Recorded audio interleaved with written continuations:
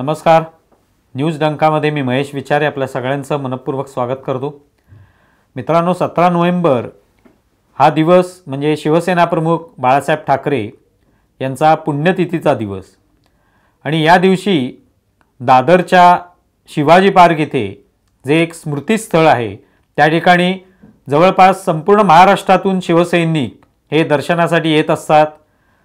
बाळासाहेबांचं जे तिथे स्मृतीस्थळ केलेलं आहे तिथे दर्शन घेतात, नमन करतात, पुष्प वाहतात त्या ठिकाणी आणि एक पुन्हा एकदा आठवणींचा जागर त्या निमित्ताने होत असतो. पण गेल्या या 2 वर्षामध्ये हे स्वरूप थोडंसं बदललेलं आपल्याला पाहायला मिळते आणि ते कुठेतरी वाईट त्याला एक वळण लागलेलं सुद्धा आपल्याला दिसते. एकनाथ शिंदे 40 आमदारांचं बाहेर पडल्यानंतर किंवा त्यांनी उद्धव ठाकरेंचं नेतृत्व झुगारल्यानंतर आपण पाहतोय की या ठिकाणी जेव्हा जेव्हा एकनाथ शिंदे हे दर्शनाला येतात किंवा दर्शनाला येण्यासंदर्भात काही बातमी जी आहे ती समोर येते त्यावेळेला लगेच त्या ठिकाणी 2 गटांमध्ये वाद सुरू होतो. एकनाथ शिंदेंचा गट आणि ठाकरे गट की या ठिकाणी दर्शन कुणी घ्यायचं. आत्तासुद्धा यावर्षी अशा पद्धतीचा वाद निर्माण झाला आणि अगदी धक्काबुक्की किंवा एकमेकाला शिवीगाळ करणं, अपशब्द वापरणं आणि तेवढंच नव्हे तर या स्मृतीस्थळालाही कुठेतरी नुकसान त्यामुळे पोचलं, त्याच्या रेलिंगला नुकसान पोचलं, इथपर्यंत ही परिस्थिती ओढवली. ते 2 गट या ठिकाणी एकमेकाच्या समोर आले आणि त्यातून ही परिस्थिती उद्भवली. खरं तर एकनाथ शिंदे हे नेहमीच म्हणजे गेल्या वेळेला सुद्धा त्यांनी हेच ठरवलं होतं की आदल्या दिवशी आपण या स्मृतीस्थळाला भेट द्यायची, तिथे दर्शन घ्यायचं आणि नंतर मग दुसऱ्या दिवशी म्हणजे 17 नोव्हेंबरला ज्या दिवशी पुण्यतिथी असते त्या दिवशी मात्र आपण यायचं नाही. विनाकारण ठाकरे गट आणि आपल्या कार्यकर्त्यांमध्ये तिथे काही वितंडवाद होऊ नये हा त्यामागचा उद्देश. यावेळेला सुद्धा 16 नोव्हेंबरला त्यांनी दर्शन घेतलं आणि दर्शन घेतल्यानंतर काही कार्यकर्ते तिथेच होते, पदाधिकारी होते. एकनाथ शिंदे निघून गेले. ते कार्यकर्ते आणि तिकडे ठाकरे गटाचे कार्यकर्ते त्यांचे सुद्धा काही नेते, अनिल परब, अनिल देसाई असे नेते तिथे उपस्थित होते. ते यांच्यामध्ये मग एक बाचाबाची सुरू झाली, धक्काबुक्की सुरू झाली. कोणी दर्शन घ्यायचं, कोणी दर्शन घ्यायचं नाही यावरनं वाद उफाळून आला. मुळातच अशा प्रकारच्या वादाची कोणती आवश्यकताच नव्हती आणि हे सगळं तिथे दर्शन कोणी घ्यायचं हे ठरवण्याचा अधिकार सुद्धा कोणाला दिलेला नाही. म्हणजे ठाकरे गटाने भलेही ते म्हणावं, राजकीय विधान करावं की बाळासाहेबांचा विचार हा तुम्ही चोरलेला आहे, पळवून नेलेला आहे, हे सभांमध्ये बोलणं ठीक आहे.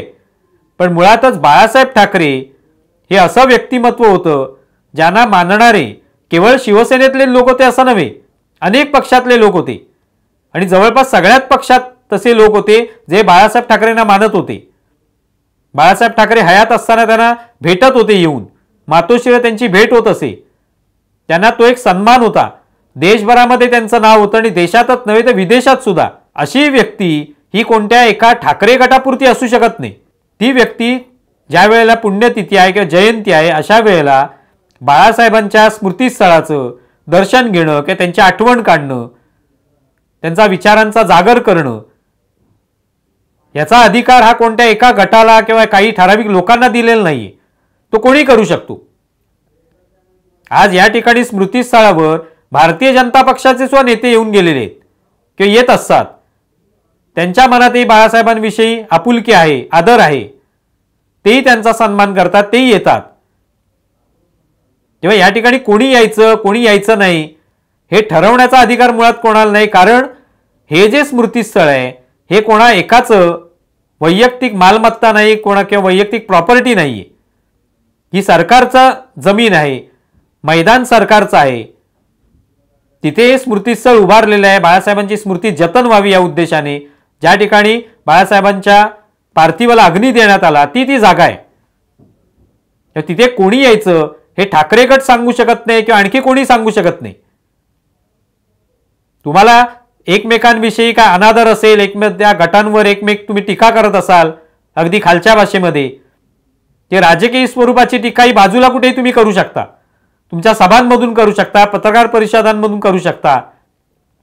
पण हे जे स्मृतीस्थळ आहे ही कोणाची वैयक्तिक खासगी मालमत्ता नाहीये की तिकडे कोणी बोर्ड लावून ठेवलेलं नाही की अमुक हे लोक इथे फक्त दर्शनाला येऊ शकतात, अमुक हे पक्ष येऊ शकतात, अमुक संघटना येऊ शकतात, बाकीच्यांनी यायचं नाहीये, असं कोणतंही बंधन इथे नाही आणि कोणी घालूही शकत नाही. त्यामुळे विनाकारण एकनाथ शिंदे गटातले तिथे कार्यकर्ते आले, पदाधिकारी आले, तर त्यांच्याविषयी अपशब्द वापरणं आणि त्यांना धक्काबुक्की करून बाहेर हाकलून लावणं किंवा चालते वा म्हणणं हे अजिबातच योग्य नव्हतं.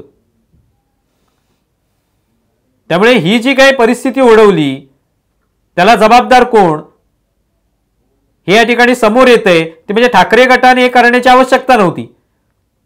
शिंदे गटातले कार्यकर्ते हे तिथे दर्शनासाठी येत असतील तर त्यांना दर्शन घेऊ द्यावं. बाकी तुम्हाला टीका करायची आहे, घोषणाबाजी करायची, ते लांब उभे राहून तुम्ही घोषणाबाजी करू शकता, टीका करू शकता, पत्रकारांना जाऊन त्याविषयी माहिती देऊ शकता, त्यावरनं त्यांची टीका करू शकता.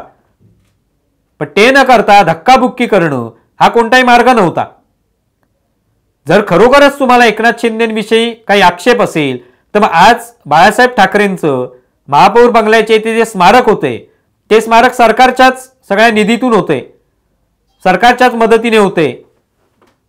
मग ते स्मारक एकनाथ शिंदे हे मुख्यमंत्री असताना आम्ही होऊ देणार नाही, एकनाथ शिंदेच्या मदतीने आम्ही ते होऊ देणार नाही, अशी तरी भूमिका घ्या. मग आम्ही आमच्या स्वतःच्या खिशातून पैसे टाकून हे स्मारक उभारू, ही भूमिका का घेतली जात नाही? त्यावेळेला मात्र सरकारचे पैसे हवे. ज्या सरकारला तुम्ही रोज बेकायदा घटनाबाह्य म्हणणार, त्यातल्या मुख्यमंत्र्यांना गद्दार म्हणणार, त्यांचे पैसे मात्र त्यांच्या सहीने केलेले पैसे हवेत. त्या पैशा जोरावर आपल्याला स्मारक उभारायचे. मग ते स्मारक आपल्या स्वतःच्या खिशात थोडासा हात घालून ते पैसे द्यायचे, पण ती तयारी नाहीये. त्यामुळे मुळातच या ठिकाणी दर्शनाला येणारे एकनाथ शिंदे असतील, त्यांचे कार्यकर्ते असतील किंवा आणखी कोणी असतील, भाजपचे कार्यकर्ते असतील, त्यांचे पदाधिकारी नेते असतील, त्यांना अडवण्याचा अधिकार कोणालाही नाहीये. सर्वसामान्य माणसांचे बाळासाहेब होते. बाळासाहेब हे भलेही शिवसेनेचे असतील, पण त्यांच्या मृत्यूनंतर जो जनसागर लोटला होता मुंबईमध्ये, संपूर्ण मुंबई एवढंच नव्हे तर महाराष्ट्र बंद झाला होता एक दिवसासाठी, अशी परिस्थिती होती. ते सगळे लोक जे काय आले होते त्या ठिकाणी त्यांच्या अंत्यविधीला किंवा अंतिम जो त्यांचा प्रवास होता त्यावेळेला, ते सगळे काय शिवसैनिक नव्हते, ते सर्वसामान्य जनता सुद्धा होती. त्यात सगळ्यांनाच प्रचंड दुःख झालं होतं. तर मी प्रत्येक जनतेतला एक नागरिक, मुंबईतला नागरिक, महाराष्ट्रातला नागरिक हा बाळासाहेबांच्या दर्शनासाठी नक्कीच येऊ शकतो, तो भलेही कुठल्याही विचारांचा असेल. मग त्याला तुम्ही अडवणार का की तुम्ही भाजपचे आहात, तुम्ही RSSचे आहात, तुम्ही आणखी कुठले आहेत, हिंदुत्ववादी आहात, तुम्ही एकनाथ शिंदेच्या गटाचे आहात, त्यामुळे तुम्ही इकडे यायचं नाही? याला कोती मनोवृत्ती म्हणतात. आणि ती बाळासाहेबांच्या पुण्यतिथीच्या दिवशी दाखवणं हे सर्वात वाईट.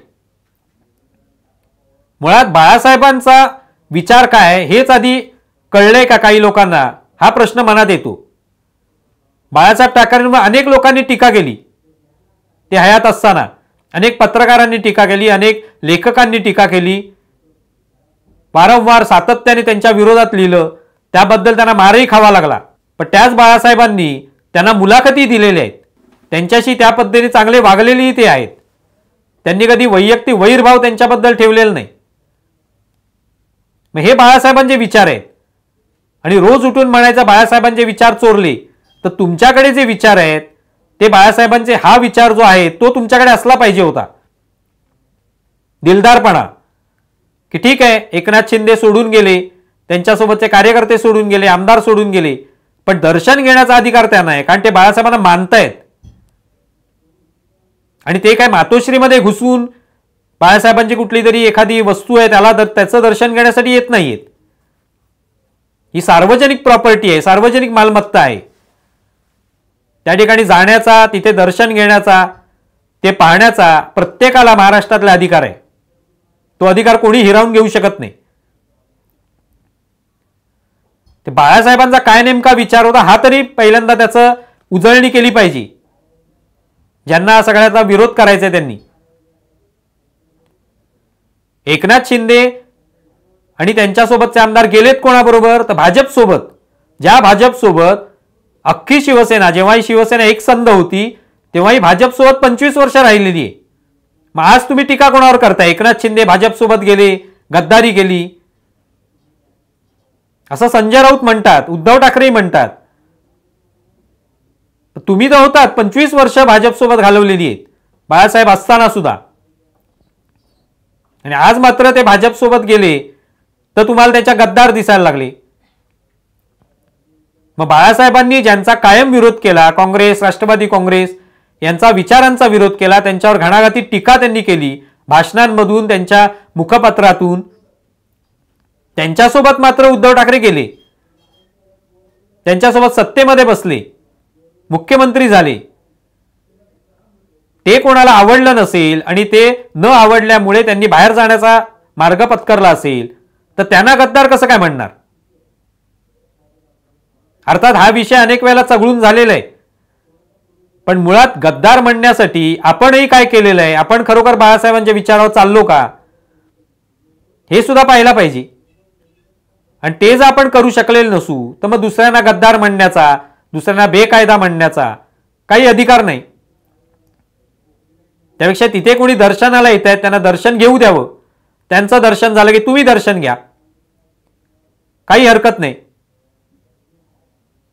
पण त्या ठिकाणी हा जो सगळा प्रकार घडला, ही सगळी घटना घडली, ही इतकी दुर्दैवी आहे. तिथे घोषणा दिल्या जात होत्या बाळासाहेब ठाकरेंचा विजय असो, पण खरोखर विजय झाला का या घटनेमुळे? ते उलट बाळासाहेब ठाकरेंचा पराभव केलात. ही सगळी घटना जी घडली त्याच्यामुळे बाळासाहेबांच्या विचारांचा पराभव झाला. जे शिवसैनिक कुठल्याही संकटांचा सामना करण्यासाठी, एखादा संकट ओढवलं, एखादा प्रश्न निर्माण झाला तर ज्या पद्धतीने धावून जात असत, त्या संकटाला धडक देत असत, त्या पद्धतीने शिवसैनिकांची ओळख होती. इथे मात्र शिवसैनिक एकमेकाची डोकी फोडण्यासाठी पुढे सरसावले, प्रश्न राहिले बाजूलाच. आणि याचं कारण म्हणजे बाळासाहेब फक्त आमचेच, हा जो एक अहमभाव आहे ते त्याचं मूळ आहे. बाळासाहेब केवळ आमचेच असं कोणीच म्हणू शकत नाही, बाळासाहेब हे सगळ्यांचे आहेत. अर्थात राजकीय पक्ष म्हणून आपण फोटो लावावेत की न लावावेत हा वेगळा भाग झाला, पण त्यांना वंदन करणं, त्यांच्या एक प्रकारे त्यांच्या स्मृती जागवणं हा कोणा एकाचा अधिकार असू शकत नाही, हे मात्र लक्षात ठेवायला पाहिजे. ते या घटनेने एक प्रकारे बाळासाहेब ठाकरेंचा पराभव केला असं आपण म्हणू शकतो. आणि बाळासाहेब ठाकरे असते त्यांना निश्चितपणे प्रचंड दुःख झालं असतं की आपण ही जी शिवसेना उभारली, एक एक माणूस गोळा केला, तीच माणसं आज एकमेकाची डोकी फोडायला, एकमेकाची धक्काबुक्की करायला, एकमेकाबद्दल अपशब्द वापरायला आलेली आहेत. आणि आपल्या स्मृतीस्थळासमोर हे घडतंय, हे बाळासाहेबांना आवडलं असतं का याचा विचार या सगळ्या लोकांनी केला पाहिजे. तुम्हाला विषय कसा वाटला जरूर कळवा. आमचा व्हिडिओ जास्तीत जास्त लाईक करा, शेअर करा आणि आमचे यूट्यूब चॅनल सबस्क्राईब करा. धन्यवाद. आमचा व्हिडिओ जास्तीत जास्त लाईक करा, शेअर करा आणि आमचे यूट्यूब चॅनल सबस्क्राईब करा. धन्यवाद.